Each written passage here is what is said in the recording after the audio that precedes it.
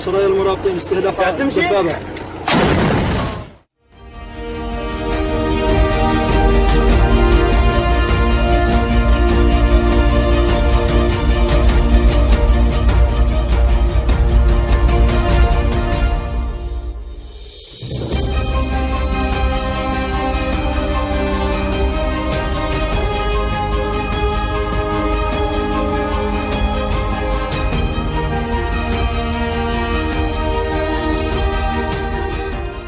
The U.S. government forced more than 60,000 Native Americans to relocate to Oklahoma to make way for white settlers in the 1830s. Their slaves came with them.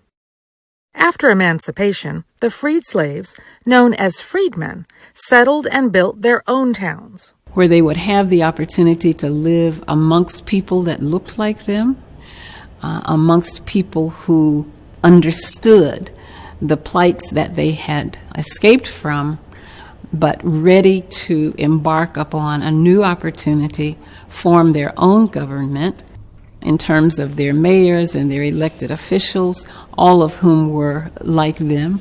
And it was an amazing opportunity.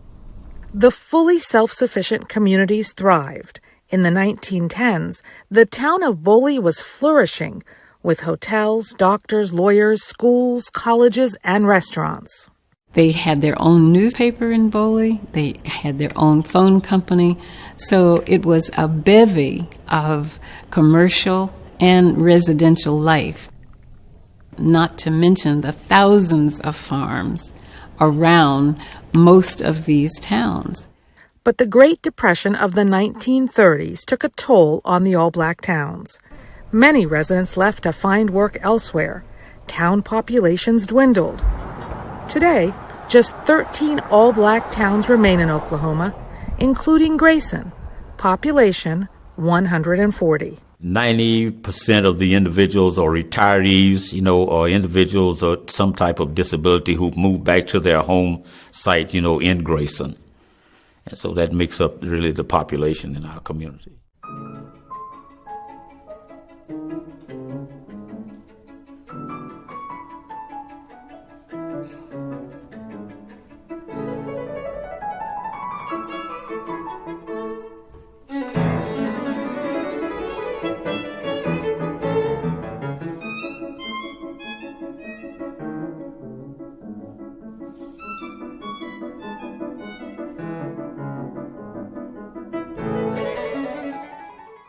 Rodeo draws visitors to Grayson, where Anderson remembers flexing his cowboy skills as a teenager. We didn't have a movie theater, and we didn't have a drive-in theater to go to, like on weekends for entertainment. But we could all saddle up a horse and go down to the corral.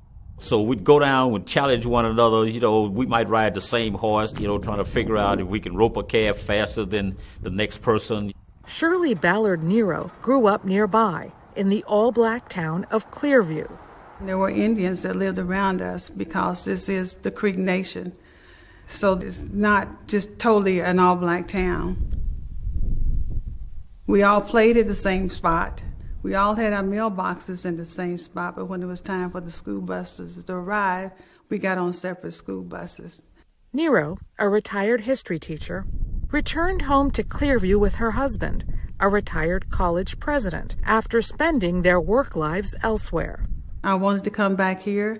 I knew this town needed us, and we had the ability and the know-how to probably be an asset to Clearview. Many of the buildings in the old all-black towns are crumbling, abandoned, or neglected by absentee owners. Clearview managed to preserve the old-school gym built in 1939. Now a community center that hosts funerals, family reunions, and other events. Revitalizing Oklahoma's all-black towns is the goal of a group of volunteers called the Coltrane Group. If all of these buildings are gone, there's really no story. Because now you're looking at an empty land, and people can you visualize just an empty space? But if these buildings were developed, which I think would help the economy for these historical black towns to move forward. The Coltrane Group leads tours of the all-black towns in hopes of raising interest and funds to keep this vital part of Oklahoma history from being lost forever. Dora Mekouar, Oklahoma City, VOA News.